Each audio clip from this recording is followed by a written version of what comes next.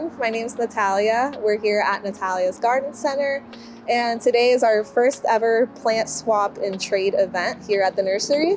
If you're not familiar with what a plant swap or trade is, it's basically an event that's solely on trading, a trading system. There's no cash, there's no money involved in this. And basically the goal of this event is to meet the local community, exchange plants, some plants that you might have extras of lying around the house for other plants that you want. And yeah, we're just really looking forward to this event. It's the first time we're ever doing it here at the nursery. We hope that you might want to come by sometime. We have a bunch of different events rolling out this springtime, so we hope to see you soon.